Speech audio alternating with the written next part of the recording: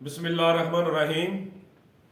मैं आज गुफ्तगू करना चाहता हूँ एक पाकिस्तानी क्रिकेटर आजम खान, मोइन खान के बेटे हैं ये नेशनल T20 पाकिस्तान में हो रहा है जिसमें ये कराची वाइट्स की नुमाइंदगी कर रहे थे। इन्होंने ना अपने बैट के ऊपर फलस्तीन का जो है ना झंडा लगाया हुआ था, तो इनको वो झंडा लगाने की सजा ये मिली कि 50% मैच का जुर्माना, मैच फीस का इनको अदा करना पड़ा। और दोबारा तनबीह की गई है अगर दोबारा ये झंडा लगाया गया तो फिर आपको मुअत्तल कर दिया जाएगा। तो सबसे पहले मैं आजम खान को अपनी तरफ से और तमाम उम्मते मुसलमान की तरफ से, पाकिस्तानी को की तरफ से सलाम पेश करता हूं। आजम खान खड़े रहना। उसके बाद हफीज नदरी का एक शेर मुझे जो है ना याद आ गया है।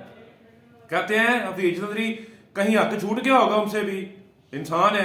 कहते हैं मैंने हक छोड़ा था अंदेशा गुर्बत से हफीज, मैंने हक छोड़ा था अंदेशा गुर्बत से हफीज, सोचता हूं तो दिल एहसास से हिल जाता है, हाय मुझे इस अमर से ना थी कुछ आगाही, रिजक तो इस दार में कुत्तों का भी मिलता है।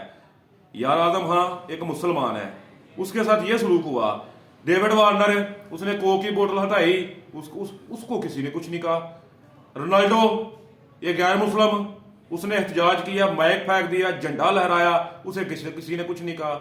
मैं चाहता हूं कि यार और तो कुछ नहीं, पाकिस्तानियों को, मुसलमानों को, उम्मते मुसलमान को, पैगंबरों की सरजमीन फलस्तीन के लिए कम से कम एहतजाज करने की तो इजाजत होनी चाहिए। जो इधर जुल्म इसराइल कर रहा है उसके लिए हमें यार सिर्फ एहतजाज तो करने दिया जाए ना।